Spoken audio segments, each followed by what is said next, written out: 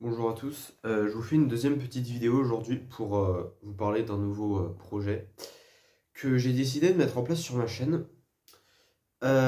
Du coup, c'est un projet donc j'aimerais bien vous parler de mon parcours. Alors non pas pour raconter ma vie sur les réseaux sociaux, mais plus pour essayer peut-être d'aider des gens qui sont un peu dans le même cas que moi parce que je crois qu'aujourd'hui un peu tous les ados sont dans le même truc, voilà, un peu plongés dans ce foutu monde virtuel. Voilà, donc je voulais vous partager un peu mon parcours.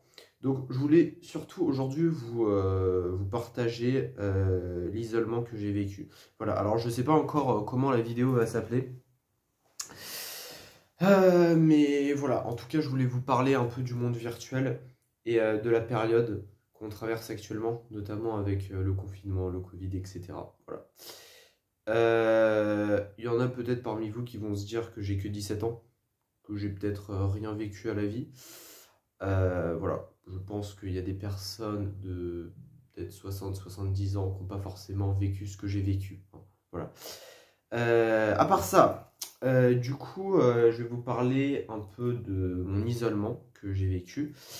Et peut-être dans d'autres vidéos, vous parler d'autres choses aussi que j'ai vécu dans mon parcours, ou voilà quoi. Parce qu'il y a beaucoup de choses à raconter, mais ça.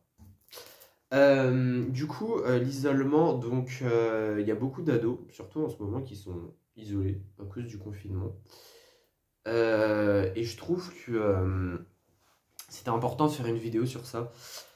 Parce que enfin, les jeunes aujourd'hui, ils sont sur leur portable ou devant leur télé, ou pas tous, hein, bien sûr, mais on va dire beaucoup quand même, à regarder des séries, des films, enfin bref, sur leur portable et tout, des fois toute la journée, surtout pendant les vacances, vu que je suis en vacances actuellement.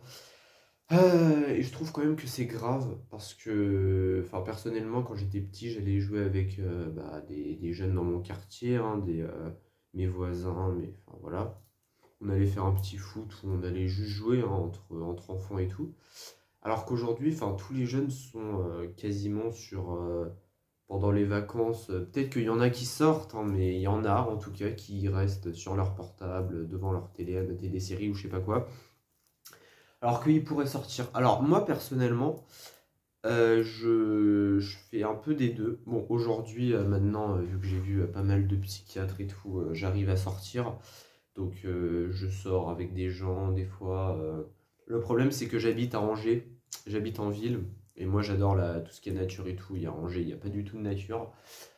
Surtout que j'habite en centre-ville. Donc voilà, j'ai pas beaucoup d'amis non plus qui habitent sur Angers, hein. Ils habitent plus vers Nantes et tout. Donc c'est assez compliqué de sortir. Mais voilà. Mais sinon, j'essaie quand même d'aller faire du vélo et tout ça, bref.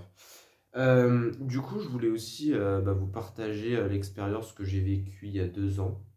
Donc, du coup, j'étais en école à domicile, voilà, parce qu'il s'était passé des choses voilà, dans mon collège. Et du coup, je me suis retrouvé très isolé pendant un an. J'ai vu aucun ado, hein, voilà. Je voyais aucun psy. J'avais juste mes profs du coup par correspondance qui venaient à la maison faire étudier quoi tout simplement. Et du coup, ce qui fait que j'étais très isolé et j'ai vécu ce sentiment atroce de solitude. Euh, J'étais tellement seul que j'ai développé une phobie sociale, hein. Déjà que j'avais plus trop confiance en- aux gens, quoi, tout simplement. C'est pas très français ce que je viens de dire, mais bref. Et du coup, j'ai développé une phobie sociale, ce qui fait que je ne pouvais plus sortir à un moment donné. Et je suis resté en tout, ça a commencé en septembre, je suis resté à peu près 7 mois vraiment isolé, où je sortais vraiment pas, hein. À tel point que je restais même le week-end, même pendant les vacances, je restais chez moi à rien faire. J'étais sur les réseaux, je jouais à la PS4, enfin tout ça, tout ça. Et du coup, ce qui fait que j'ai dû me faire hospitaliser en urgence parce que j'ai fait une crise de panique tout simplement, tellement j'étais seul. Du coup, ça vient avec la vidéo que j'ai fait précédemment sur la dépersonnalisation et la déréalisation. Mais ça, c'est arrivé un peu plus tard, hein, l'expérience que je vous partage hein, de ma solitude. C'est arrivé il y a 4 ans, hein, quasiment. Oui, il y a 4 ans déjà. Voilà. Alors que la dépersonnalisation, c'est arrivé il y a 2 ans. Donc voilà. Donc ça date un peu, mon isolement. Mais voilà, c'était une expérience que je voulais vous partager. Et je suis pas le seul à vivre ça, hein. Il y a plein d'autres ados, mais qui s'en rendent pas forcément compte, qui sont très malheureux intérieurement, qui sont sur les jeux vidéo, sur leur portable, enfin bref, et qui sont très isolés.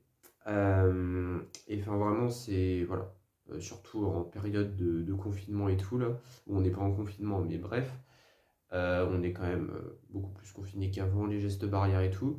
Et je trouve que c'est très compliqué pour les jeunes aujourd'hui et pour les personnes âgées. Parce que moi, dans mon travail, je suis en service civique, Solidarité Senior, donc je m'occupe des personnes âgées.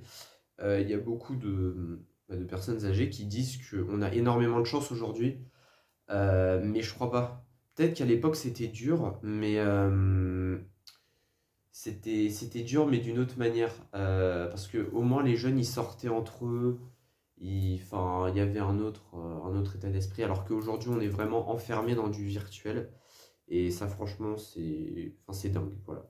En tout cas, voilà, je voulais vous partager un peu mon expérience, voilà, sur l'isolement et sur ce qu'on vit aujourd'hui. Voilà.